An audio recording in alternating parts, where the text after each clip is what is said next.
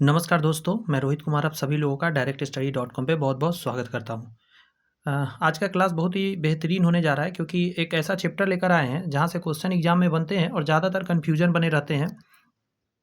कोशिश करेंगे कि आपको सारी बात क्लियरली समझ में आए। इसमें 1-2 क्वेश्चन लेकर नहीं आए, 170 क्वेश्चन मात्र एक चैप्टर से लेकर आए हैं। चैप्टर नंबर 4 है ये। इससे पहले 3 चैप्टर का और भी वीडियोज़ इसी तरह 350, 450 ऐसे करके बहुत ज़्यादा क्वेश्चन एक-एक चैप्टर से क्वेश्चन लाए गए थे। वो सारे एग्जाम में कई-कई बार पूछे गए। उसका प्लेलिस्ट में डाला गया है, आप जाके वहाँ से उसको भी देख लीजिएगा बाद में इस वीडियो के बाद। जितने भी 6 से लेकर 12th क्लास तक के एनसीईआरटी, एससीईआरटी से रिलेटेड क्वेश्चन एग्जाम में अभी तक पूछे गए हैं, वो सारे क्वेश्चन मैंने कलेक्ट करा है। और मैं बताना चाहता हूँ आपको कि ये जितने भी क्वेश्चन कलेक्शन है ये अच्छे इंस्टीट्यूट्स के हैं और इंस्टीट्यूट के क्वेश्चन होते नहीं है, ये सारे क्वेश्चन ऑलरेडी एग्जाम के हैं, तो बात छोड़ दीजिए किस इंस्टीट्यूट के है। हर एक क्वेश्चन एग्जाम में 3 से 4 बार आया है, तो आपके लिए कितना महत्वपूर्ण है आप इससे समझ सकते हैं। और यही क्वेश्चन बीपीएससी पूछता है, तो मतलब अपने आप को वो करिए। और उसी प्लेलिस्ट में पूरा का पूरा फिजिक्स का वीडियो अपलोड है, क्लासेज एक वीडियो के अंदर एक चैप्टर। अगर मैं बात करूँ केमिस्ट्री का, केमिस्ट्री भी लमसम खत्म हो गया है, सेम प्लेलिस्ट है। आप अच्छे से देखिएगा, थंबनेल में सबका लिखा हुआ है कि कौन फिजिक्स है कौन केमिस्ट्री है। आप इस वीडियो को और इस को बहुत तवज्जो दीजिए, ये बहुत ज़्यादा महत्वपूर्ण है आपके लिए। तो चलिए शुरुआत करते हैं आज के क्लास का। आज का हमारा जो चैप्टर है, चैप्टर का नाम है आपका बायोलॉजिकल क्लासिफिकेशन ऑफ प्लांट, यानी पौधों का जैविक वर्गीकरण। आपको पता होना चाहिए कि पौधे को इतना ज़्यादा प्रजाति है, इतना ज़्यादा पौधे है कि उसको समझने के लिए हमको अलग अलग उसको ग्रुप करना बहुत ज़रूरी था, वरना बहुत ज़्यादा दिक्कत हो रहा था उसके स्टडी में। तो उसी को दूर करने के लिए किया गया था। तो पहला प्रश्न शुरू करते, धीरे धीरे हर एक कॉन्सेप्ट क्लियर होगा। मैं आपको इस चीज़ के लिए आश्वस्त करा दे रहा हूँ, आप आराम से देखिए और जो जो आप जवाब जानेंगे पहले आप कोशिश करेंगे कि जवाब आप देते चले। पहला कह रहा है पॉइंट कि सही बताइएगा, जीवों की संरचना, प्रजनन, स्वभाव, पोषण आदि गुणों के आधार पर विभिन्न श्रेणियों में बांटना वर्गीकरण कहलाता है। जी हाँ, वर्गीकरण जो है, वर्गीकरण के सिद्धांत का अध्ययन वर्गीकी के अंदर किया जाता है। तो ये याद रखिएगा, वर्गीकी एक तरीका है जहाँ वर्गीकरण के बारे में अध्ययन हम लोग करते थे। दोनों पॉइंट 100% सही है इसके, अच्छे से इन कॉन्सेप्ट को याद रखिएगा। धीरे धीरे देखते हैं कितना आप जवाब दे पाते हैं। निम्नलिखित में किन्हें वर्गीकी के जनक के रूप में जानते हैं? जनक मतलब वर्गीकी का पिता किनको बोला जाता है, बता पाएंगे क्या आप? जी आप सही सोच रहे हैं, लिनियस को बोला जाता है। इनका पूरा नाम कैरोलस लिनियस था। इन्होंने द्विनाम पद्धति दिया, वर्गीकरण किया था। नेक्स्ट है आपका, इनका एक किताब भी था, सिस्टेमा नेचुरी पुस्तक किसने लिखी है? तो सिस्टेमा नेचुरी लिनियस साहब का ही पुस्तक है, ध्यान रखिएगा। किताब का नाम याद रखिए, सिस्टेमा नेचुरी याद रखिएगा। आगे बढ़ते हैं। नेक्स्ट कहा जा रहा है, नेक्स्ट पॉइंट में, कि जीवों के वर्गीकरण की मूल इकाई अथवा सबसे छोटी इकाई अथवा आधार क्या है? आधारीय इकाई। देख रहे हैं, 3 तरह से पूछ सकता है। जीवन के वर्गीकरण की मूल इकाई क्या है बताइए, जीवन के वर्गीकरण की सबसे छोटी इकाई क्या है बताइए, जीवन के वर्गीकरण की आधारीय इकाई क्या है बताइए। तो आप 4 का आंसर देंगे, स्पेसीज है। आप क्या जवाब देंगे? स्पेसीज है। नेक्स्ट कहा जा रहा है आपका, स्पेसीज यानी जाति है, क्या है? तो आंसर दीजिएगा समान जीनस की वर्गीकी विभाजन। फिर से सुन लीजिए जरा एक बार अच्छे से, पहले इस क्वेश्चन को समझिए। जीवों के वर्गीकरण की मूलभूत इकाई क्या है? तो आप आंसर इसका दीजिएगा स्पेसीज है। मेन यही है, ठीक है, जीनस नहीं है, वैरायटी नहीं है, सब स्पेसीज नहीं है, स्पेसीज है। ये थोड़ा सा माइंड में रखिएगा। आगे आइए, स्पेसीज जाति है। स्पेसीज का हिंदी मतलब जाति होता है। जाति क्या है? तो समान जीन की वर्गीकी विभाजन, मतलब समान जीन वाले को एक जगह रखना। क्लियर है बात? अब देखिए क्या क्या ऑप्शन था कंफ्यूजन करने के लिए। फाइलम के नीचे अंतर प्रजनन करने वाली जनसंख्या, नजदीकी संबंधित आपस में प्रजनन करने वाले संख्या। तो ये सब आंसर नहीं होगा, समान जीनस की वर्गीकी विभाजन आंसर होगा। एग्जाम में आया था, बहुत सारे स्टूडेंट गलत करके आए थे। द्विनाम पद्धति आ गया ना, द्विनाम पद्धति, द्विपद नामाकरण पद्धति सर्वप्रथम किसने प्रारंभ किया था? तो आंसर क्या निकलेगा? लिनियस साहब, Carolus Linnaeus. Very very important question, very very important. इस क्वेश्चन में कहा जा रहा है कि 5 जगत वर्गीकरण यानी 5 किंगडम क्लासिफिकेशन किसके द्वारा दिया गया?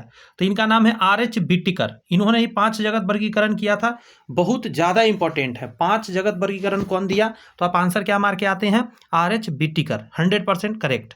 नेक्स्ट क्वेश्चन है आपका कि बिटकर के 5 जगत वर्गीकरण में प्रोकैरियोटिक को रखा गया। प्रोकैरियोटिक कहाँ आता है? तो सिर्फ और सिर्फ एक मोनेरा के अंदर प्रोकैरियोटिक है। क्या याद रखिएगा? प्रोकैरियोटिक कहाँ है? मोनेरा के अंदर प्रोकैरियोटिक है, मोनेरा के अंदर प्रोकैरियोटिक है। अब एक चीज़ सुनिए जरा, अब पहले हमको बताइए याद करके, पहले क्लासेज में मैंने बताया प्रोकैरियोटिक कोशिका और यूकैरियोटिक कोशिका क्या होता है। तो आपका जवाब निकलेगा कि सर प्रोकैरियोटिक कोशिका वो कोशिका होता है जिसके केंद्रक के अंदर जो केंद्रक झिल्ली के बिना ही नाभिक होता है। इसके नाभिक के जो भी मटेरियल है वो नाभिक के मटेरियल तो है, केंद्रक के मटेरियल, लेकिन वो एक झिल्ली के अंदर पैक नहीं है। इसीलिए बाय दिस रीजन हम कहते हैं इसको प्रोकैरियोटिक। तो ये अविकसित कोशिका है, तो ये कहाँ है? मोनेरा के अंदर। कहाँ है? मोनेरा के अंदर। इसको थोड़ा सा ख्याल रखिएगा। और यूकैरियोटिक और सभी में है। ये सच में याद रखिएगा, ये बहुत इंपॉर्टेंट है इस बार के एग्जाम के लिए। आगे आइए, द्विनाम पद्धति में दो शब्द सूचित करते हैं। दो नाम पद्धति होता है, दो क्या क्या सूचित करता है? तो पहला आंसर दीजिएगा इसका, जीनस को सूचित करता है और स्पेसीज को सूचित करता है। जो दो नाम होता है ना, उसमें जीनस और स्पेसीज को आगे पीछे कैसे लिखा जाता है, सब धीरे धीरे क्वेश्चन मिलेगा, आप निश्चिंत रहिए, आप धीरे धीरे याद करते चलिए। द्विनाम पद्धति में क्या क्या सूचना मिलती है? तो एक स्पेसीज और जीनस के बारे में पता चलता है, स्पेसीज और जीनस। ध्यान रखिए ऑप्शन में क्या क्या देता है, जीनस, स्पेसीज, लेकिन आपका आंसर देना है जीनस और फिर स्पेसीज। ध्यान रखिएगा इस बारे में। उसके बाद जीनस, वेराइटी, फैमिली, जीनस कुछ भी दे सकता है। आंसर क्या दीजिएगा? जीनस और स्पेसीज के बारे में। नेक्स्ट है कि द्विनाम पद्धति का अभिप्राय है। द्विनाम पद्धति का अभिप्राय है पौधे के नामों को दो शब्दों में लिखना जो बताते हैं उसके। अब फिर से आगे घुमाकर क्वेश्चन उसी चीज को बोल रहा है, तो क्या बताएगा? वंश और जाति। वंश और जाति, ऊपर वाला क्वेश्चन देखिए, यहाँ पे क्या है? जीनस और स्पेसीज। स्पेसीज माने जाति होता है। यहाँ देखिए वंश और जाति, जाति है ना बाद में, पहले वंश फिर जाति। ध्यान रखिएगा आंसर देते समय, जीनस फिर स्पेसीज। उल्टा करके देगा, इधर उधर करके दे सकता है। नेक्स्ट है वर्गीकरण की प्राकृतिक सिस्टम किस वनस्पति वैज्ञानिक के नाम से किस वैज्ञानिक ने प्रस्तुत किया था? वर्गीकरण का प्राकृतिक सिस्टम के बारे में किसने बताया? इनका जो उनका वो दो स्वीडिश थे, कौन थे? एक मिनट, हाँ सही है, स्वीडिश वैज्ञानिक थे। आगे कह रहा है कि पौधे का नाम देने वाले वैज्ञानिक कहलाते हैं। पौधे का जो नाम देने वाले वैज्ञानिक होते हैं उसको क्या बोला जाता है? तो उसको हम लोग बोलते हैं वर्गीकी। पौधे का नाम देने वाला वैज्ञानिक नहीं, विज्ञान को क्या कहते हैं? वर्गीकी कहते हैं। वर्गीकी के अंदर हम लोग क्या करते हैं? वर्गीकरण करते हैं। वर्गीकी के अंदर वर्गीकरण करते हैं, वर्गीकरण नहीं कहलाता है।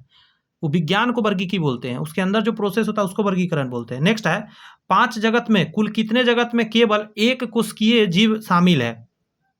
तो 2 जगत में सिर्फ एक कोशिकीय है। एक तो मोनेरा है, ऊपर में बताया मैंने मोनेरा, ठीक है। एक प्रोटिस्टा है, प्रोटिस्टा याद रहेगा, प्रोटिस्टा मोनेरा, दो को याद रखिएगा, मोनेरा और प्रोटिस्टा। मोनेरा और प्रोटिस्टा ये दो गो है, इसमें दो गो में सिर्फ एक कोशिकीय जीव है। नेक्स्ट है आपका स्पीसीज प्लैंटेरम पुस्तक। स्पीसीज प्लैंटेरम पुस्तक किसके द्वारा लिखी गई है? तो ये भी है कैरोलस लिनियस के द्वारा लिखा हुआ किताब, ठीक है। ये भी कैरोलस लिनियस ने लिखा है, स्पीसीज प्लैंटेरम। नेक्स्ट है मोनेरा जगत के जीवों में किस प्रकार का पोषण होता है? मोनेरा में हमने बताया है आपको क्या होता है, गौर से सुनिए। मोनेरा को मैंने बताया प्रोटिस्टा इसमें आते हैं, सॉरी माफी चाहते हैं, मोनेरा के अंदर आते हैं प्रोकैरियोटिक कोशिका। अब बताइए मेरे को इसमें कौन सा मतलब पोषण होता है? तो याद रखिएगा इसका आप जवाब देंगे कि इसमें होता है विषमपोषी और स्वपोषी, दोनों हो सकता है। विषमपोषी और स्वपोषी दोनों तरह के पोषण मोनेरा जगत के जीव में होता है। नेक्स्ट है आपका कि प्रोटिस्टा जगत के अंतर्गत आने वाले जीव आते हैं। प्रोटिस्टा जगत के अंतर्गत आने वाले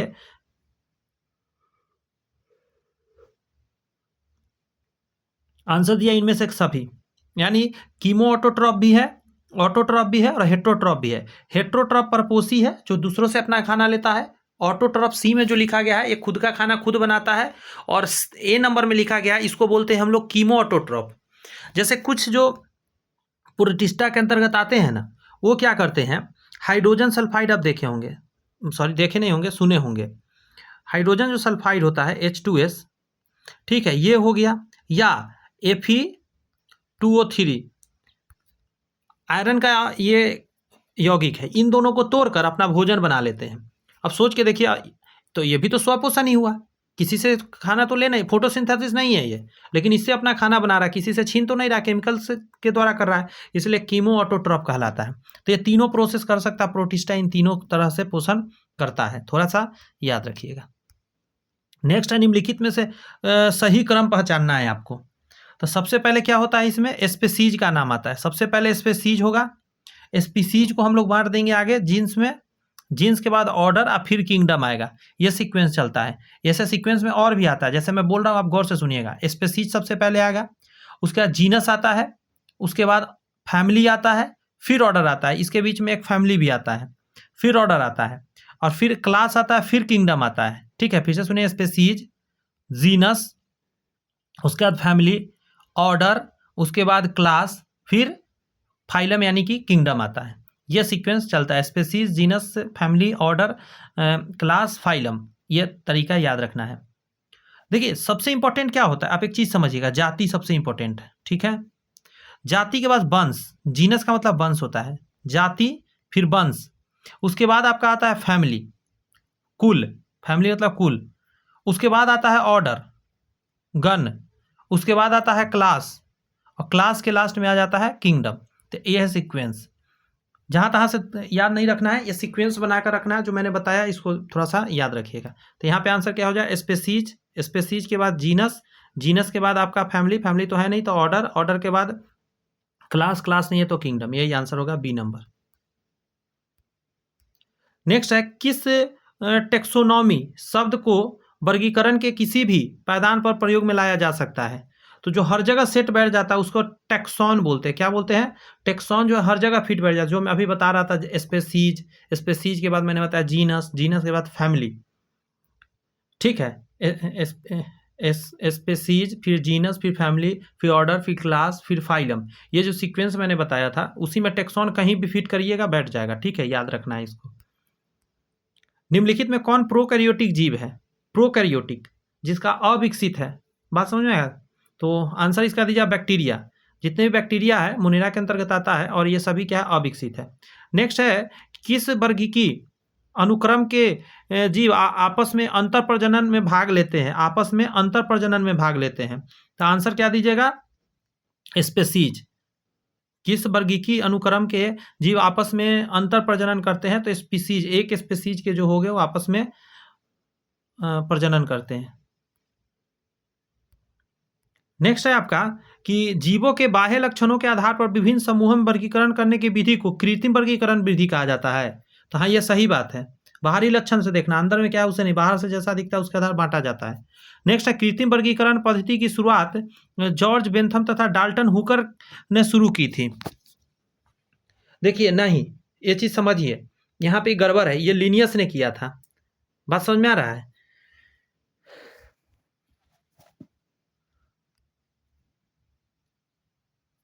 एक चीज यहां जानना है, कृत्रिम वर्गीकरण पद्धति की शुरुआत जॉन बेंथम एवं डाल्टन हुकर ने किया था। तो यहां पे एक चीज समझना है, बाहरी लक्षण पर ना है किया जा रहा है, तो बेंथम ने किया था, बाहरी लक्षण देखकर बेंथम किया था।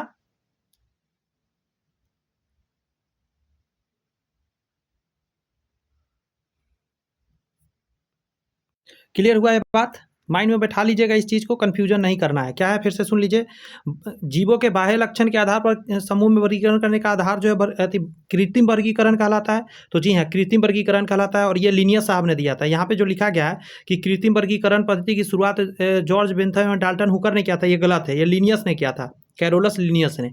अच्छा, ये साहब ने क्या किया, तो ये दोनों मिलकर किए थे प्राकृतिक, ध्यान रखिए, कृत्रिम नहीं, प्राकृतिक वर्गीकरण का शुरुआत किया था इन्होंने।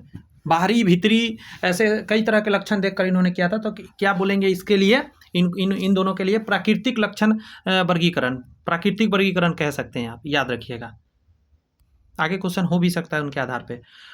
सभी जीव, पौधे तथा जंतु बने होते हैं रासायनिक अणुओं द्वारा, जैव अणुओं द्वारा, कोशिका द्वारा, इनमें से सभी द्वारा।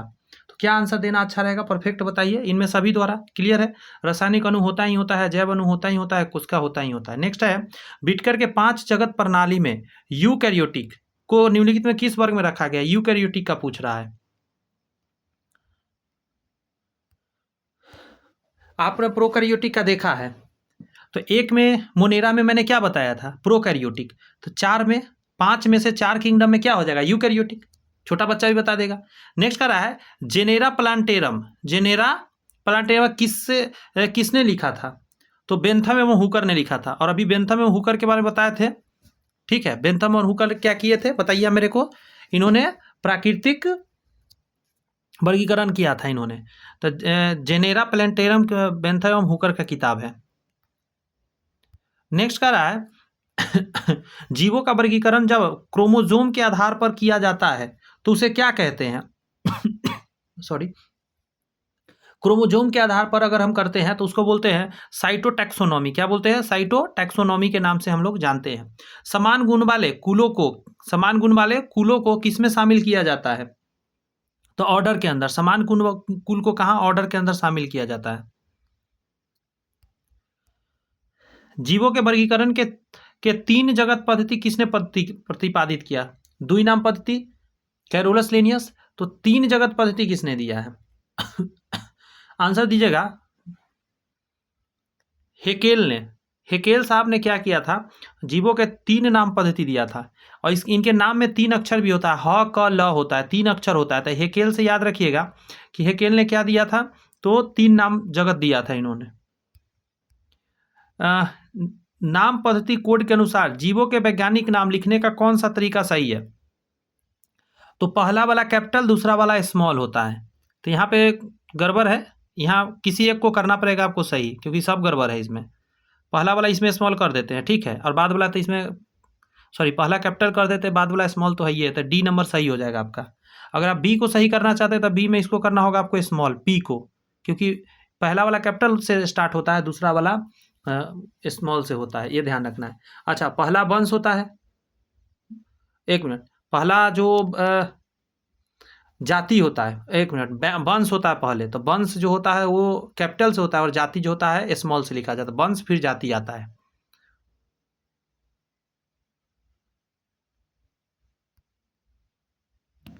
आगे कहा जा रहा है निम्नलिखित में किसने वर्गीकरण विज्ञान में भ्रौणकीय लक्षणों यानी एम्ब्रॉय कैरेक्टर के प्रयोग को लोकप्रिय बनाया था। तो इसका आंसर हो जाएगा पंचानन महेश्वरी। ये जो व्यक्ति थे इनका नाम था पंचानन महेश्वरी। इन्होंने इस चीज़ को, एम्ब्रॉय को कैरेक्टर को देखकर इन्होंने वर्गीकरण की बात किया था। तो पंचानन महेश्वरी ने इसको बहुत हाईलाइट किया था। पुष्पी पादप को किस में रखा जाता है, फूल वाले, तो फेनरोगैमस में आते हैं। फेनरोगैमस के अंदर क्या होता है, फ से फूल, फ से फेनरोगैमस। तो जितने भी फूल वाले आते हैं फेनरोगैमस में आते हैं। नेक्स्ट है अपुष्पी पादप को किस में रखा जाता है, जो पुष्पी फूल वाले तो है नहीं, तो इसको क्रिप्टोगैमस बोलते हैं। क्रिप्टोगैमस, क्या बोलते हैं, क्रिप्टोगैमस में रखे जाते हैं। आगे आइए, क्रिप्टोगैमस में सम्मिलित है। क्रिप्टोगैमस में पूछ रहा है क्या क्या आता है, तो bryophyta, Thallophyta, pteridophyta. Pteridophyta, bryophyta, Thallophyta, तीनों क्रिप्टोगैमस में आता है। इनमें सभी आंसर हो जाएगा, ठीक है। और क्रिप्टोगैमस फूल देने वाला नहीं है, फेनरोगैमस फूल देने वाला है। आगे कह रहा है आपको कि फेनरोगैमस में शामिल कौन कौन है, तो आवर्त बीजी भी है और अनावर्त बीजी भी है। मतलब आवर्त बीजी जिसका बीज जो होता है ना फल से ढके होते हैं, अनावर्त बीजी जिसमें बीज जो होते हैं साइकस जैसे हो गया, फल से ढके हुए नहीं रहते, ऐसे खुला हुआ बीज होता है।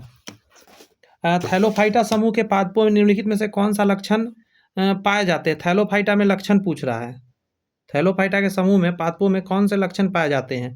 तो पहला पॉइंट कर रहा है पादप शरीर वास्तविक जड़, तना और पत्ती में विभेदित नहीं होता है। हाँ, ये सही बात है। थैलोफाइटा थैलस के समान होता है, तो इसका ना वास्तविक जड़ होता है, ना तना होता है, ना पत्ती होता है। इसका शरीर सुकाय सदृश यानी थैलस के समान होता है। सुकाय सदृश मतलब एक थैली के समान आपको दिखेगा। जैसे एक बैलून के अंदर भर दीजिए पानी और उसको कहीं पे नीचे में ज़मीन पे डाल दीजिए, हिलता डोलता रहेगा, उस टाइप के दिखेगा। लेकिन वो बहुत बड़ा साइज, मैंने बोला बहुत छोटा होता है ये पौधा। आगे कह रहा है कि अधिकांश पादप यानी पौधा या तो जलीय होता है या नम स्थानों पर होता है। ये भी सही बात है, समझे। ये सूखा जगह पे नहीं रह सकता, चूंकि थैलस है उसके अंदर लिक्विड ज़्यादा है, तो नमी वाला जगह पे रहेगा। ये सारे पॉइंट इसके सही थे। तो यहाँ से आप थैलोफाइटा के पूरा डिफिनीशन आप अच्छे से समझ गए हैं। आगे कह रहा है थैलोफाइटा समूह के पौधे अनुकूल परिस्थिति में किस प्रकार के प्रजनन करते हैं। ठीक, अगर माहौल ठीक है तो ये जो करते हैं इसको बोलते हैं हम लोग क्या, बीजाणु जनन। क्या प्रोसेस बोलते हैं, बीजाणु जनन। जैसे एग्जाम्पल शैवाल को देख लीजिए, क्लियर है बात, सवाल इसी में आते हैं। नेक्स्ट है, निम्नलिखित में से कौन सा एक, निम्नलिखित में कौन सा एक थैलोफाइटा समूह पौधा है। तो थैलोफाइटा के यहाँ ऑप्शन क्या है, तो आप कहेंगे शैवाल थैलोफाइटा का है सर। और मॉस जो है, मॉस जानते हैं ब्रायोफाइटा में आता है, मॉस कहाँ आता है, ब्रायोफाइटा में आता है। तो क्लियर है। फर्न की बात करें तो टेरिडोफाइटा में आता है, फर्न आता है आपका टेरिडोफाइटा के अंदर फर्न आता है। मॉस जो आता है ब्रायोफाइटा के अंदर आता है। और थैलोफाइटा तो आप समझ ही गए होंगे, शैवाल।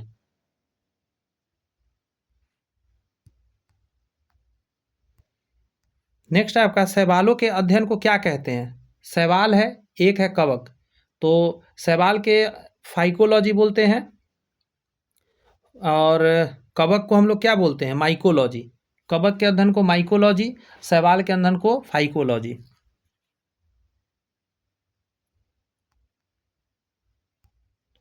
आगे आपका शैवाल एक कोशिकीय होते हैं, शैवाल जो है एक कोशिकीय होते हैं। तो आंसर दीजिएगा प्रोटिस्टा। जैसे एग्जांपल देख लेते हैं, प्रोटिस्टा आ जाएगा, शैवाल एक कोशिकीय होती है, सही बात लिखा गया है। शैवाल बहुकोशिकीय भी होते हैं, ये भी सही बात है। जैसे थैलोफाइटा हो गया, प्रोटिस्टा वाला जो शैवाल है वो कहाँ पे चला गया, एक कोशिकीय में। और शैवाल जो है बहुकोशिकीय वाला, उसको कहाँ रखा जाएगा, थैलोफाइटा में रखा जाएगा। क्लियर है बात।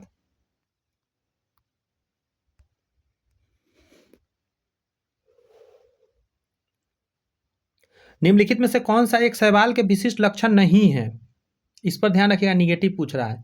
पहला कह रहा है इसका शरीर थैलस के समान होता है, तो सही बात है। इसमें क्लोरोफिल पाया जाता है, ये भी सही बात है, इसमें क्लोरोफिल भी पाया जाता है, फोटोसिंथेसिस करता है। अधिकांश शैवाल जलीय होते हैं, ये भी सही बात है। 3 पॉइंट तो सही मिला है, अब गलत है से लास्ट वाला लगता है। शैवाल के थैलस सदृश शरीर वास्तविक उत्तक के बने होते हैं। उत्तक कहाँ से होगा भाई, उत्तक नहीं होगा उसमें, वास्तविक उत्तक ऐसा कुछ नहीं है, यही गलत है आपका, सही नहीं है। तो डी नंबर आंसर दे देंगे। इस पॉइंट में कह रहा है निम्नलिखित में से कौन सा एक विकल्प सही सुमेलित है। पहला पॉइंट है आपका कि क्लोरोफाइसी हरा शैवाल, तो एकदम सही बात है, क्लोरोफाइसी हरा शैवाल को बोलते हैं। फियोफाइसी भूरा शैवाल, ये भी सही बात है। और रोडोफाइसी लाल शैवाल, तीनों सही है। ये याद रखिएगा, एग्जाम में आया हुआ क्वेश्चन है कि हरा शैवाल का को क्या कहते हैं, तो हम लोग क्लोरोफाइसी बोलते हैं। ऑप्शन में रहेगा क्लोरोफाइसी, फियोफाइसी, रोडोफाइसी, टोटोवाइसी, कुछ रहे। तो क्लियर है क्या, तो नाम सही है ना जी, क्लोरो क्लोरो हरा, दिमाग लगा। फियोफाइसी भूरा, रोडोफाइसी लाल, ऐसे करके।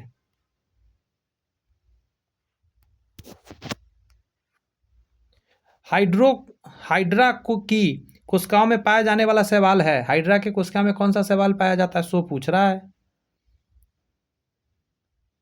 हाइड्रा की कोशिका में पाया जाने वाला, तो आंसर इसका जानते हैं क्या हो जाएगा, पहला वाला जूक्लोरेला।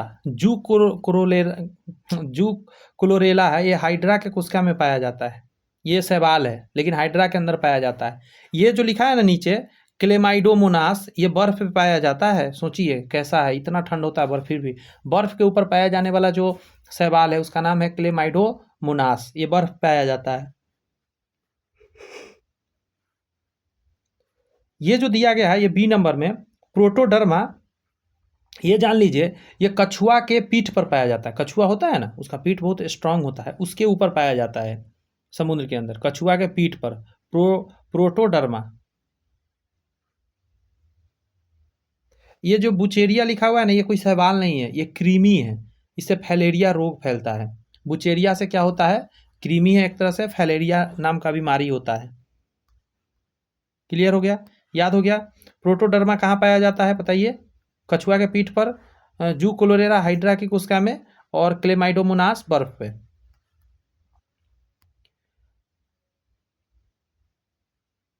निम्नलिखित में कौन सा शैवाल बर्फ की सतह पर पाया जाएगा, तो क्या आंसर दीजिएगा, क्लेमाइडोमोनास, क्लेमाइडोमोनास। नेक्स्ट है शैवाल की कोशिका भित्ति किससे बनी, शैवाल एक तरह का पौधा है, तो कोशिका भित्ति कैसे बना रहता है, सेल्यूलोज का। कोशिका भित्ति किसका बना होगा, सेल्यूलोज का।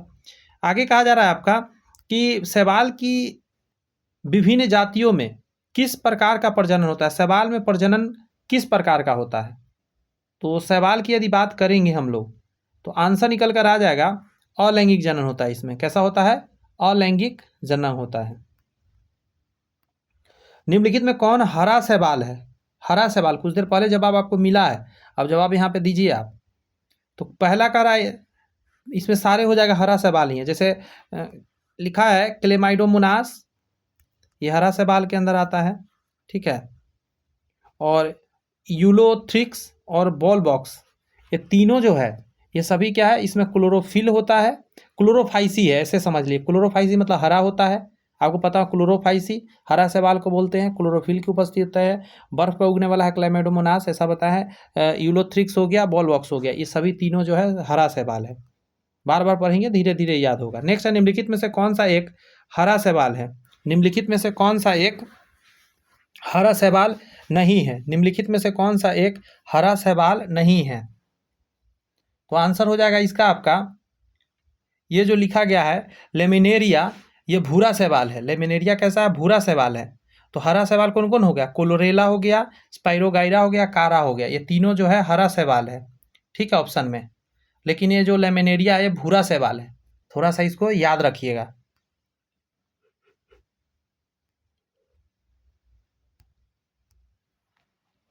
अंतरिक्ष कार्यक्रमों में ऑक्सीजन की पूर्ति को नियंत्रित करने के लिए प्रयुक्त किए जाने वाले एक कोशिकीय शैवाल का नाम क्या है? जैसे अंतरिक्ष पर जा रहा है जहाज, बहुत लंबा समय वहाँ रहना है, तो उसके अंदर जो व्यक्ति है उसको ऑक्सीजन मिलता रहे, वहाँ पे कुछ ऐसा डाल दिया जाता है, तो वहाँ शैवाल उसमें अंदर डाल दिया जाता है। पेड़ पौधा ले जाना तो आसान नहीं है, तो शैवाल लेके चला जाता है लोग, तो उसको जो उसमें लेकर जाता है उसका नाम है यूलोथ्रिक्स।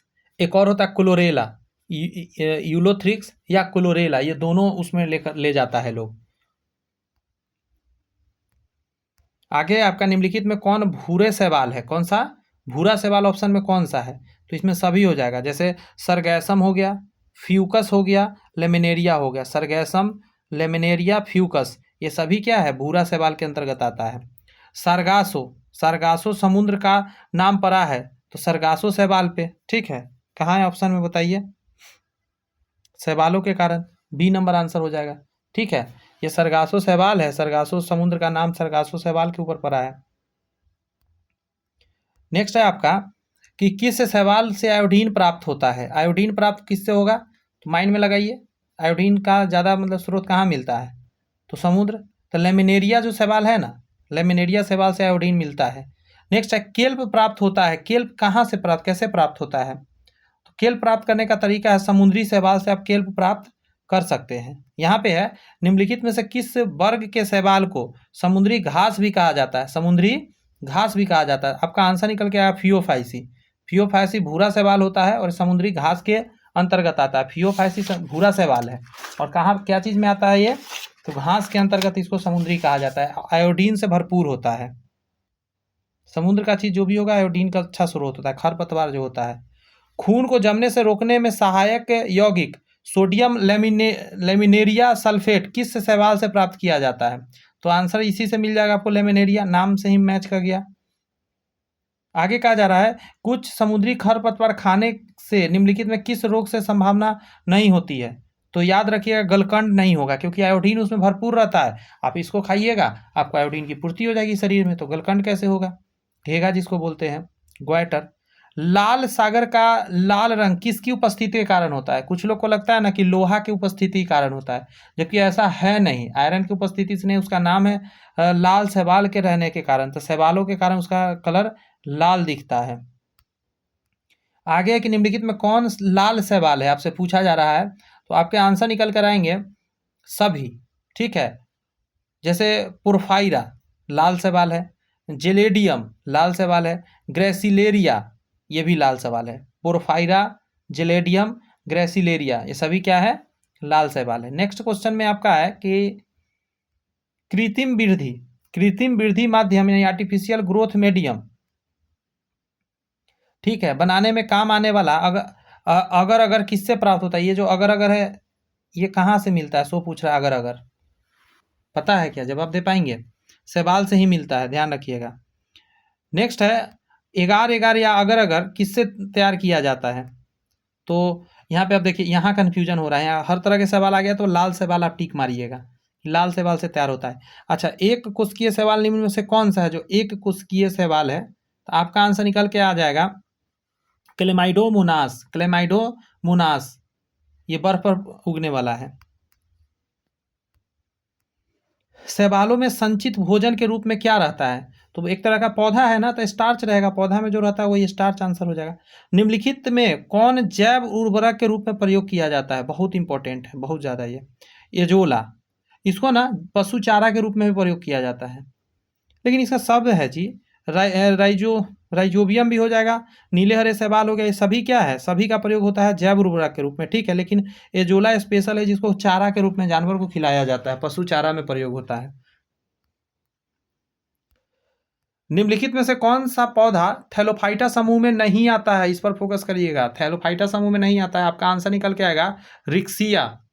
ये ब्रायोफाइटा है, ब्रायोफाइटा में रिक्सिया आता है। तो स्पाइरोगायरा क्या है? तो आप कहेंगे थैलोफाइटा है सर। कारा क्या है? थैलोफाइटा। अलवा क्या है? थैलोफाइटा। कारा, अलवा, स्पाइरोगायरा थैलोफाइटा है, और रिक्सिया क्या है? तो आप कहेंगे ब्रायोफाइट्स है। अच्छा, निम्नलिखित में से कौन सा एक बिल्कुल सही सुमेलित है?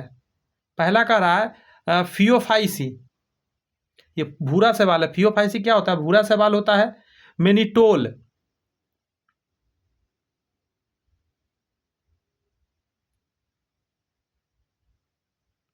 ये तो क्लियर हो गया कि फियोफाइसी जो है ये सही है।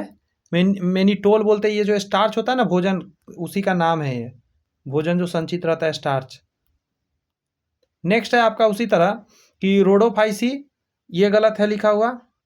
क्लोरोफाइसी का भी गलत है। नेक्स्ट है रोडोफाइसी का यहाँ पे सही दिया गया है। माइको इरिथ्रीन के रूप में रहता है, तो ये सही है। और रोडोफाइसी लाल शैवाल होता है, फियोफाइसी भूरे शैवाल होता है। तो इसका 1 और 4 आंसर हो जाएगा। निम्नलिखित में विचार करिए। एगैरिकस, स्पर्जीलस, यूलोथ्रिक्स, अल्वा उपयुक्त में से कौन शैवाल है? ठीक है, तो ये जो है पहला गड़बड़ है।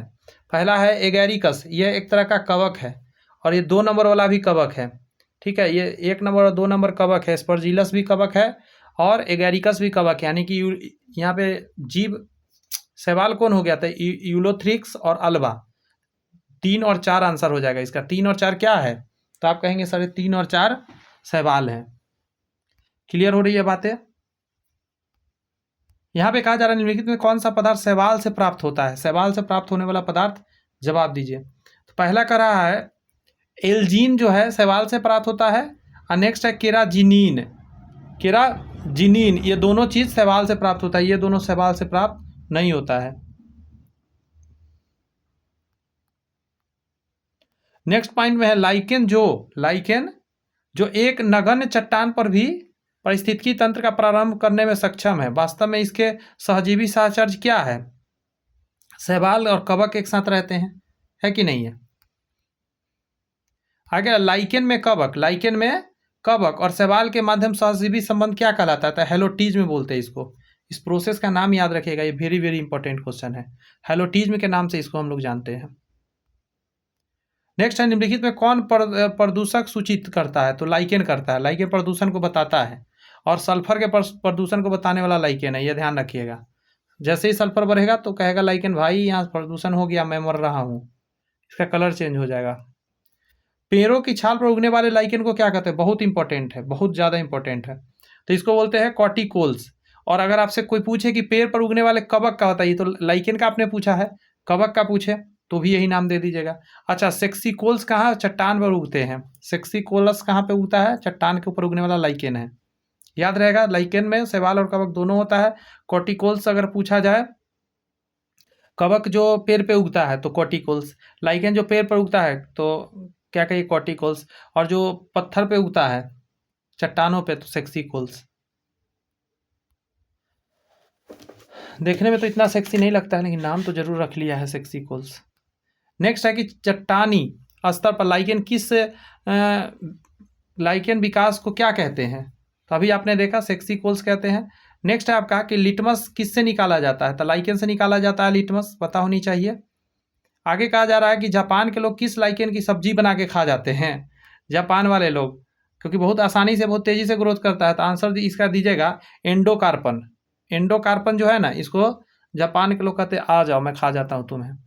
मिर्गी के बारे में कह रहा है, मिर्गी की औषधि किस लाइकेन से प्राप्त किया जाता है? बहुत इंपॉर्टेंट क्वेश्चन है, वेरी वेरी इंपॉर्टेंट क्वेश्चन है। आप कहेंगे कि सर मिर्गी वाला जो है ना, आप टिक मारिए इसमें, परमेलिया में। किसमें? परमेलिया। आगे है कि पादप जगत के मुख्यतः कौन सा एक जलीय है? पादप जगत में मुख्यतः कौन एक जलीय है? पौधा है लेकिन जल में रहता है। तो आंसर आके शैवाल आ जाएगा। शैवाल कहाँ रहता है? जल में रहता है। नहीं, निम्नलिखित में से पौधे के किस हिस्से में विभेदित काय नहीं है? मतलब शरीर है लेकिन उसका जड़, तना, पत्ती ये सब चीज बना नहीं है। और आपके सामने ऑप्शन दिया गया है, तो आंसर एकदम आसान है इसका, थैलोफाइटा। थैलोफाइटा थैलस के समान होता है, इसमें कुछ भी विकसित नहीं है, बस एक छोटी सी थैलस है। फ्यूकोजैंथिन, फ्यूकोजैंथिन किस शैवाल में पाया जाता है? ये पाया जाता है भूरे शैवाल में। फ्यूकोजैंथिन पाया जाता है भूरे शैवाल के अंदर। नेक्स्ट है, ब्रायोफाइटा में क्या विशेषता पाई जाती है? ब्रायोफाइटा का विशेषता पहला है, इसमें संवहन ऊतक नहीं पाया जाता है, तो ब्रायोफाइटा में संवहन ऊतक नहीं पाया जाता, पहला सही हो गया। इनमें जड़ नहीं होता, ये भी सही बात, इसमें जड़ नहीं होता। इसमें बीज नहीं पाए जाते, ये भी सही बात है। ये सारे गुण किसके हैं? ब्रायोफाइटा के। तो आपके थैलोफाइटा का क्या है सर? तो उससे ये थोड़ा सा है, थोड़ा सा सही है। थैलोफाइटा तो हम थैलस ही है, ये थोड़ा उससे अलग है। मूलाभास वगैरह पाया जाता है इसमें। आगे आपका ब्रायोफाइटा में सम्मिलित कौन कौन है? बड़ा आसान है, आंसर दीजिएगा, लीवर बर्ड एवं मॉस। लीवर बर्ड एवं मॉस क्या है? तो आपको कहेगा ब्रायोफाइटा। ये जो एक मिनट, हाँ सही है, सही है, लीवर बर्ड एवं मॉस ब्रायोफाइटा। ये फर्न जो है ना, ये फर्न, सिर्फ फर्न, ये फर्न को हम लोग बोलते हैं क्या? टेरिडोफाइटा। फर्न टेरिडोफाइटा के अंदर आता है, ध्यान रखिएगा। लीवर बर्ड एवं मॉस कहाँ पे आ जाता है? तो आप कहेंगे सर ये आता है ब्रायोफाइटा के अंदर। निम्नलिखित में से कौन सा ब्रायोफाइटस नहीं है? जो ब्रायोफाइटा नहीं है उसका अलग छांट के बताइए। तो मार्सेलिया ब्रायोफाइटस नहीं है, लेकिन ब्रायोफाइटा कौन कौन हो गया?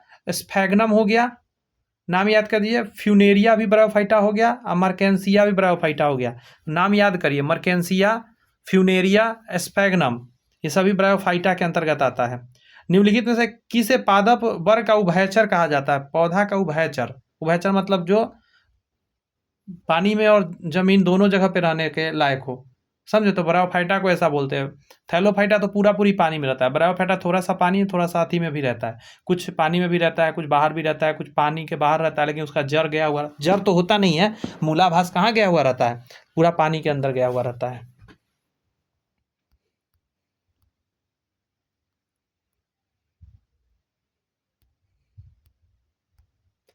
जड़ के स्थान पर मूलाभास आ गया ना, राइजोइड्स पाया जाता है, जड़ जैसा ही दिखे, पर जड़ होता नहीं है। तो 82 का आंसर दीजिए ब्रायोफाइटा, क्योंकि ये पानी के ऊपर रहता है, मतलब पानी के जस्ट पास वाला जमीन पे रहता है, लेकिन इसका जो मूलाभास होता है धीरे धीरे पूरा पानी के अंदर गया हुआ रहता है। नेक्स्ट है, ब्रायोफाइटा की निचली बाह्य त्वचा, ठीक है, कोशिकाओं से बढ़ने वाले उभार को कहा जाता है। जो उभार थोड़ा सा निकला रहता है उसको राइजोइड्स बोलते हैं, ठीक है। मूलाभास वही जो जड़ जैसा दिखता है, लेकिन जड़ होता नहीं है। यहाँ पढ़िए, कह रहा है निम्नलिखित में कौन सा राइजोइड्स के बारे में सही नहीं है? पढ़ते हैं जरा। पहला है, इसकी संरचना और कार्य संवहनी भू पादप के मूल रोम के समान होती है, तो सही बात है। ये विभिन्न उत्तकों से बनी बहुकोशिकीय संरचनाएं होती है, ये भी सही बात है। ये ब्रायोफाइट्स की निचली बाह्य त्वचा की कोशिकाओं से बढ़ने वाली उभार होती है, ये भी सही बात है। इसका तीनों पॉइंट अभी तक सही मिला है। लास्ट का रहा है, इसमें पूर्ण विकसित तना, जड़ और पत्ती होता है। जी नहीं, ये अभी बच्चा है, ये अभी मूलाभास तक में ही जिंदा रहता है, इससे ज़्यादा इसमें नहीं सोचिए। थैलोफाइटा से थोड़ा सा डेवलप्ड है, और ब्रायोफाइटा टेरिडोफाइटा इससे और ज़्यादा डेवलप्ड हो जाएगा। नेक्स्ट आपका पॉइंट में कह रहा है सुमेलित, सही सुमेलित है। पहला है हिपैटी कोप्सिटा, लीवर बर्ड्स को बोलते हैं, ये सही है लिखा गया, ठीक है। हिपैटिकोस्टिडा लीवर बर्ड्स को बोलते हैं। नेक्स्ट है आपका एंथ्रोसीरोप्स्टा हॉर्न बर्ड को बोलते हैं। ब्रायोसिप्डा मॉस को बोलते हैं। ये सारे पॉइंट इसमें सही है। नेक्स्ट पॉइंट है, निम्नलिखित में किसे वैस्कुलर क्रिप्टोगैमस कहा जाने लगा है? कहा जाता है, तो आप टेरिडोफाइटा को बोलिएगा। इसको बोलते हैं वैस्कुलर क्रिप्टोगैमस। नेक्स्ट है, विकास की दृष्टि से प्रथम स्थलीय पौधा कौन है जिसमें जाइलम फ्लोएम उत्तक पाया जाता है? थैलोफाइटा ब्रायोफाइटा में तो था नहीं, तो टेरिडोफाइटा में मिलेगा। जाइलम और फ्लोएम उत्तक मिलने लगेगा टेरिडोफाइटा में, ये उससे थोड़ा सा डेवलप हो जाएगा। आगे आपका निम्नलिखित में से कौन सा टेरिडोफाइटा में शामिल नहीं है? तो मॉस जो है ये टेरिडोफाइटा नहीं ब्रायोफाइटा का है, लेकिन हॉर्न टेल हो गया, ठीक है, क्लब मॉस हो गया और फर्न हो गया, ये सभी क्या है? टेरिडोफाइटा है। ये जो हॉर्न टेल समझ रहे हैं क्या है? ये ऐसे मुड़ा मुड़ा सा रहता है।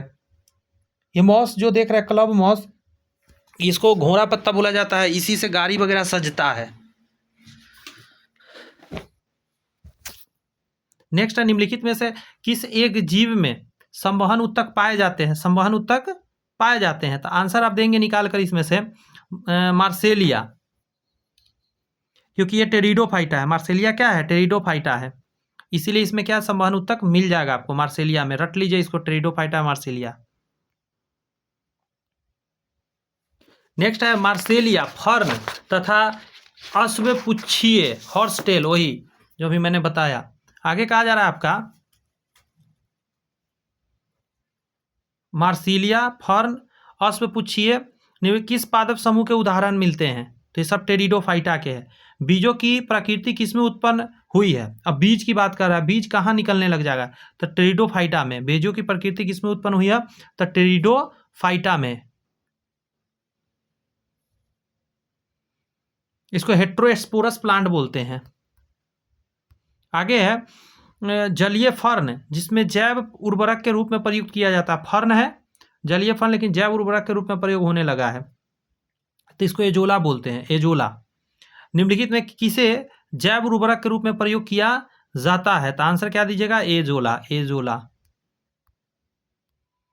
नेक्स्ट है कि पुनर्जीवन का गुण होने के कारण निम्नलिखित में से किसमें मेजों की सजावट के लिए रखा जाता है?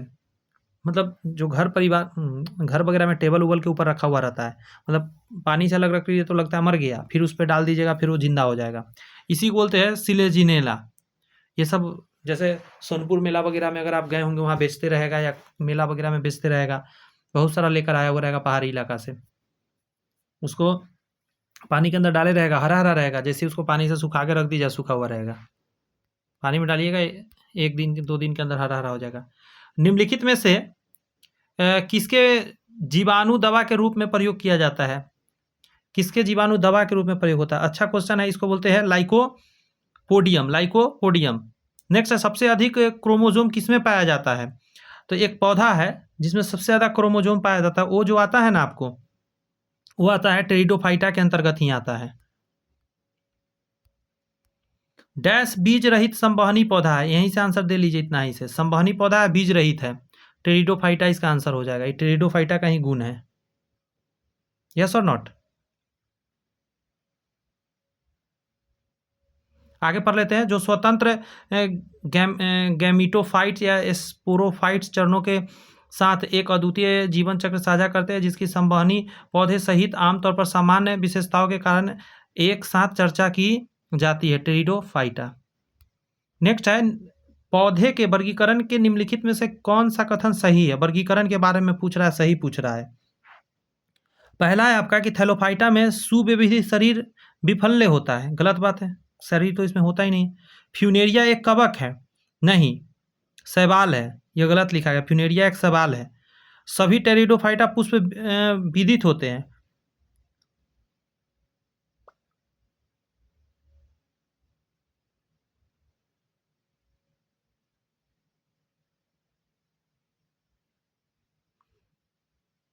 ये भी गलत है, पुष्प कब से आने लगा? पुष्प नहीं होता है। ब्रायोफाइटा में संवहन तंत्र नहीं पाया जाता, ये सही बात है, ब्रायोफाइटा में संवहन तंत्र नहीं होता, टेरिडोफाइटा में होता है। थैलोफाइटा ब्रायोफाइटा में नहीं होता है, टेरिडोफाइटा में जाकर संवहन तंत्र मिलता है, जाइलम फ्लोएम। आगे कहा जा रहा है सिलेजिनेला होता है, टेरिडोफाइटा है, अभी बताया। किस वर्ग के पौधे में बीज बनते हैं परंतु बीज नग्न रूप से पौधे में लगे रहते हैं? देखिए अब आगे बढ़ गए हम लोग उससे, तो जिम्नोस्पर्म्स हो जाएगा। बीज बन रहा है और बीज नग्न रूप से रहते हैं तो जिम्नोस्पर्म्स बोलते हैं।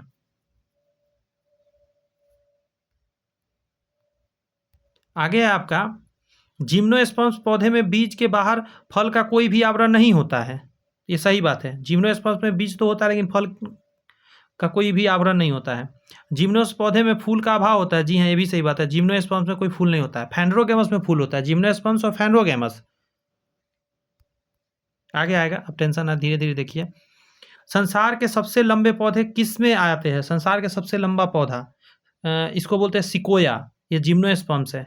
क्या है? जिम्नोस्पर्म्स है। इसके बीज होते हैं लेकिन इसके ऊपर कोई फल वगैरह नहीं लगा हुआ रहता है। सिकोया इसका नाम है। पेड़ इतना बड़ा बड़ा होता है कि इसके बीज से काट कर रोड वगैरह, सड़क वगैरह बनाया जाता है। इतना बड़ा बड़ा होता है और बहुत लंबा जीता है, 3000 4000 साल जीता है। सबसे ऊंचा वृक्ष ज्वाइंट रेडवुड सिकोया किस वर्ग के पौधा है? बताइए जरा। आप कहिएगा जिम्नोस्पर्म्स के अंतर्गत है। जिम्नोस्पर्म्स वर्ग के पौधे में परागण सामान्यतः किसके द्वारा होता है? परागण किसके द्वारा होगा? दिमाग लगाइए जरा, तो आंसर दीजिएगा वायु के द्वारा, क्योंकि फूल वगैरह तो है नहीं, तो कीड़ा पक्षी ये सब चीज़ तो करेगा नहीं उसको। आगे था फाइलम। ट्रैकियोफाइटा में कौन से शामिल नहीं है? आंसर हो जाएगा थैलोफाइटा। ठीक है, फाइलम ट्रैकोफाइटा में कौन सा शामिल नहीं है? तो आंसर हो जाएगा थैलोफाइटा। नेक्स्ट कर रहा है, पाइनस के पौधे में क्लोराइड जड़ पाया जाता है, साइकस के पौधे में माइकोराइजा जड़ पाया जाता है। अब इसको क्लियर करिए थोड़ा सा। उल्टा है, पाइनस के जो पौधे हैं उसमें माइकोराइजा जड़ पाया जाता है और साइकस में क्लोराइड जड़ पाया जाता है। एक चीज़ जानिए, क्लोराइड जड़ में शैवाल होता है और माइकोराइजा जड़ में कवक होता है सहजीवी के रूप में। तो पाइनस जो है, पाइनस में आपको क्या रहता है? कवक रहता है। ठीक है, माइकोराइजा में। इसका एक ट्रिक समझ लीजिए, साइकस स से साइकस और स से शैवाल यानी क्लोराइडर। शैवाल इसमें रहता है, साइकस में स से साइकस, स से शैवाल और कोरोलाइड जड़ इसमें पाया जाता है। और पाइनस में क्या पाया जाता है? माइकोराइजर जड़, और इसमें कवक होता है। जिम्नोस्पर्म्स का मेवा किसे कहा जाता है?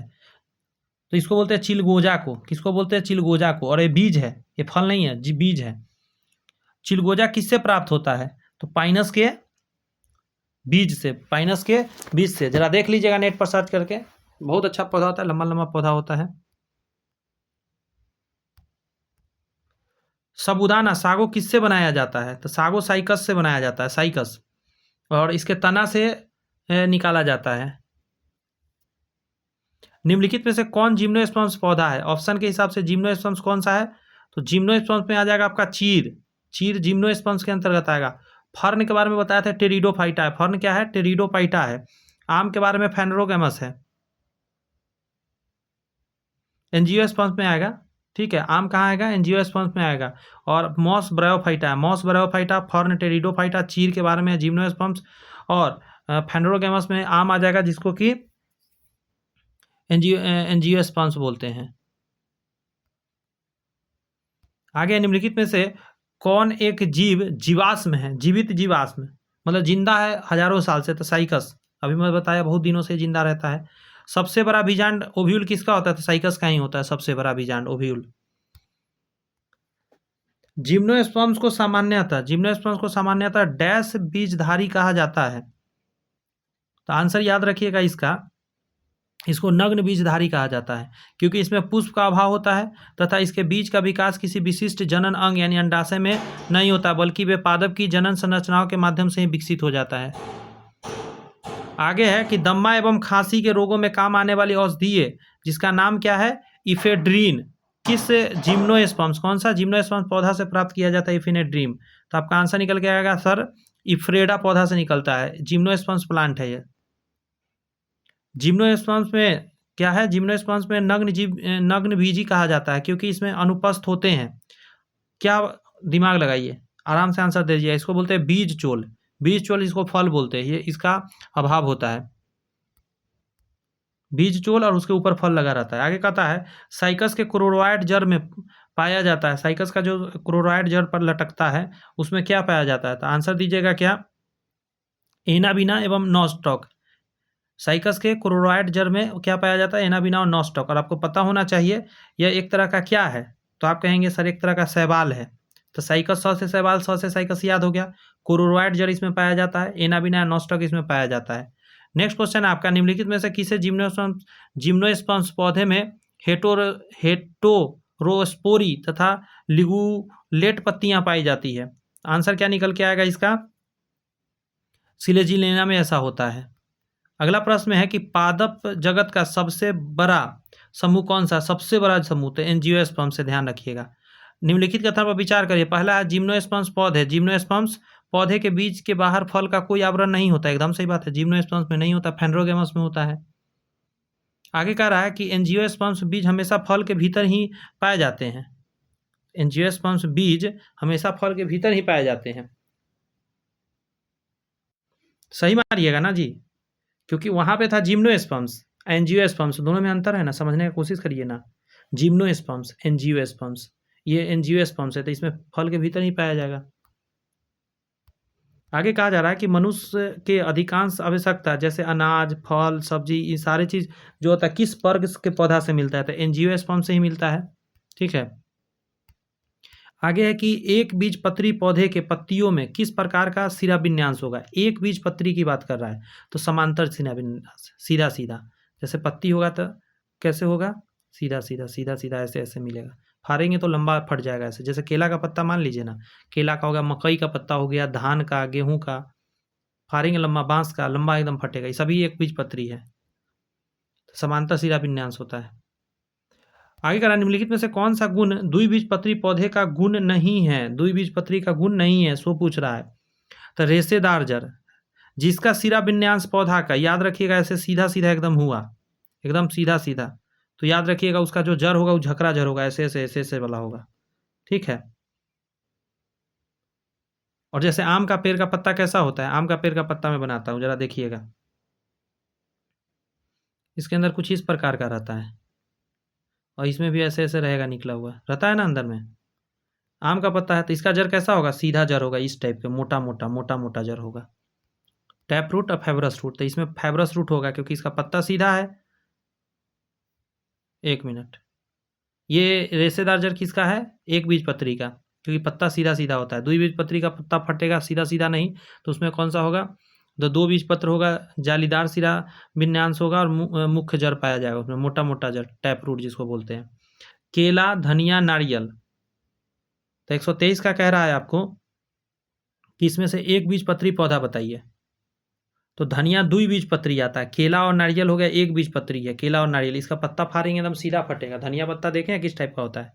द्विबीजपत्री होता है। धनिया अगर खोलेंगे तो दो बीज निकलता है उसमें। निम्नलिखित में से कौन सा विकल्प सही सुमेलित है? नहीं है, सही सुमेलित नहीं है, से बताना है। तो 124 का आंसर दीजिएगा बांस। एक मिनट, हाँ, बांस अलग हो गया, क्योंकि देखिए लीची हो गया, आम हो गया, अमरूद हो गया, ये सभी क्या है? द्विबीजपत्री में आता है। बांस जो हो जाएगा अलग हो जाएगा आपका, बांस एक बीजपत्री में आ जाएगा।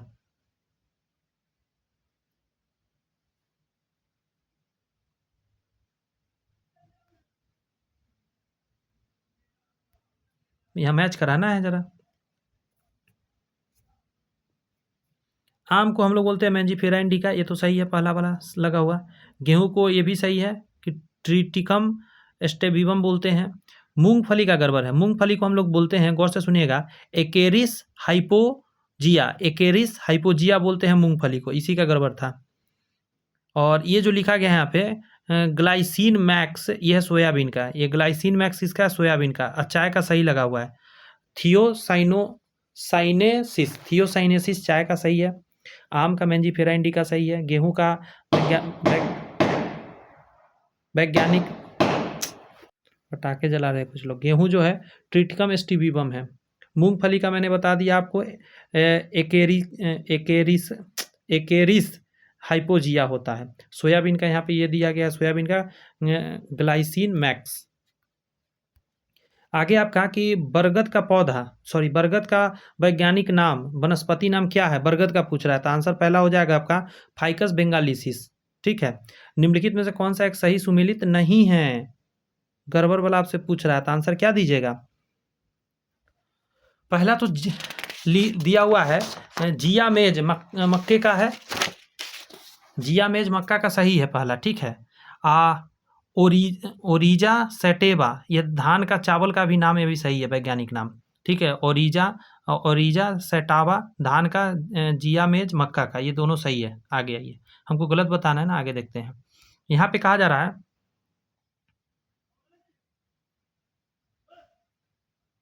ये वाला गलत है। हॉर्डियम बुल्गेरिया करके है ना, ये ज्वार का नहीं है, ये गलत है। सुरगम बुल्गेरिया करके होगा। ट्रिटिकम स्टीबिबम गेहूं का, ठीक है। कपास के पौधे का वंशीय नाम क्या है? कपास के पौधा, इसको बोलते हैं हम लोग गॉसिपियम। क्या है वंशीय नाम? गॉसिपियम। इंडिया कब का मैच जीत गया? अभी लगता है उसके लिए पटाखा जला रहा है कि पता नहीं क्यों अभी जला रहा है। सूरजमुखी का वनस्पति नाम क्या है? सूरजमुखी का वनस्पति नाम क्या है? तो देखिए मैं जी, ये तो आम का है पहला। लीची का लीची चाइनेसिस है। और ये जो लिखा गया ये आंसर हो जाएगा आपका हेलियंथस एनुअस। सूर्यमुखी का क्या है? हेलियंथस एनुअस।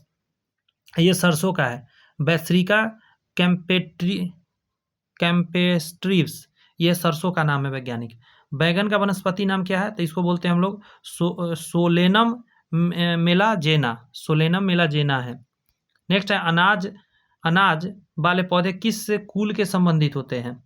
ग्रेमिनी से संबंधित होते हैं। किससे? ग्रेमिनी से संबंधित होते हैं। आगे कह रहा है दलहनी वाली फसलें किस कुल से संबंधित होता है? तो इसको बोलते हैं लेगुमिनीसी से। और तेल बीज वाले जो फसल होते हैं किस कुल से होते हैं? तो इसका आंसर दीजिएगा क्रूसीफेरी से। क्रूसीफेरी से, तेल वाला। सबसे बड़ा कुल कौन सा है?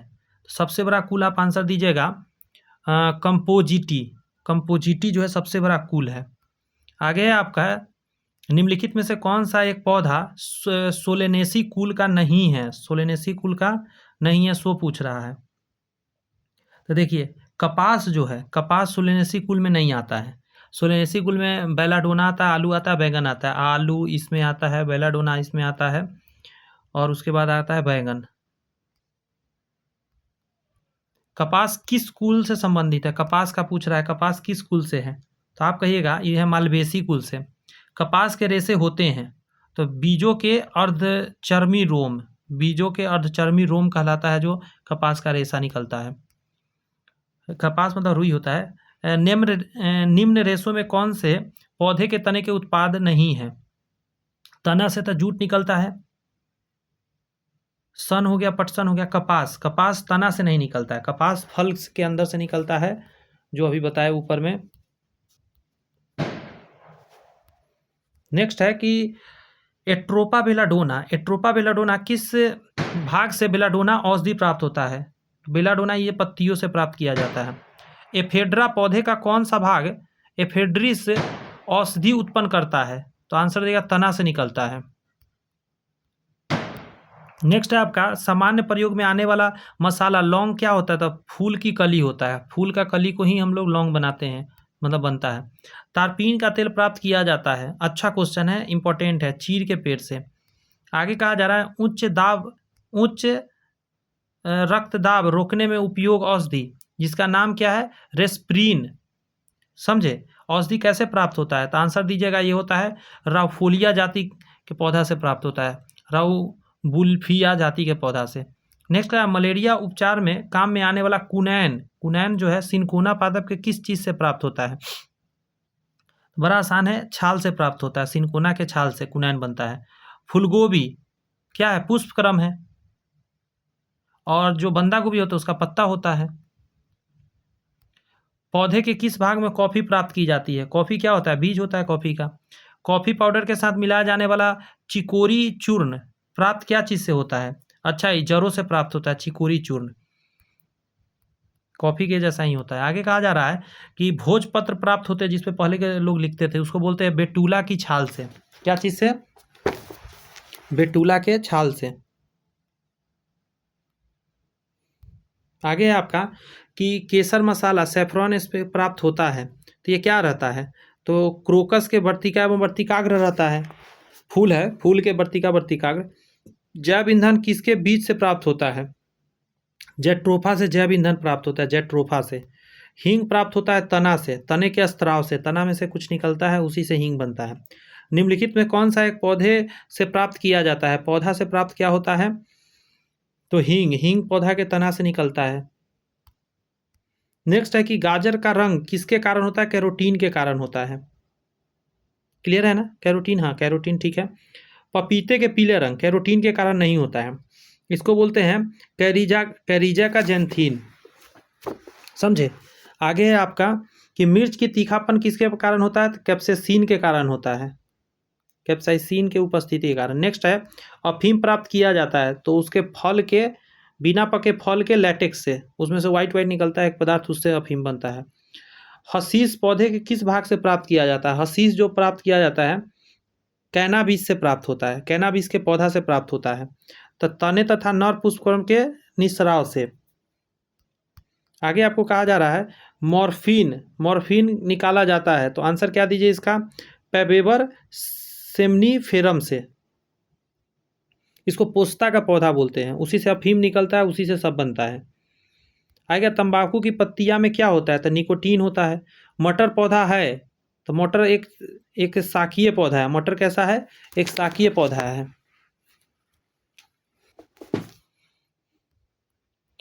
सबसे लंबा जीवित वृक्ष कौन सा है? जो सबसे लंबा होता है, तो इसका आंसर क्या हो जाएगा? सिकुआ या सिकोया।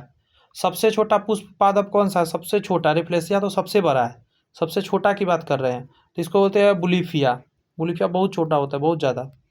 आगे आपका निम्नलिखित में से कौन सा एक मानव निर्मित धान्य है जो मानव ने धान को बनाया है?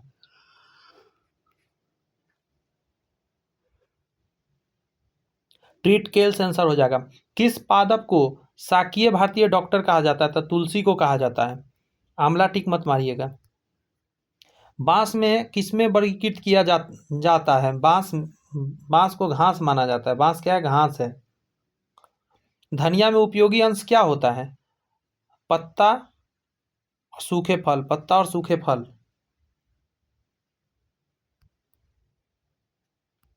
आगे कह रहा है कि इस पेड़ की छाल मसाले के रूप में प्रयोग होता है। दालचीनी का हम लोग मसाला में प्रयोग करते हैं छाल।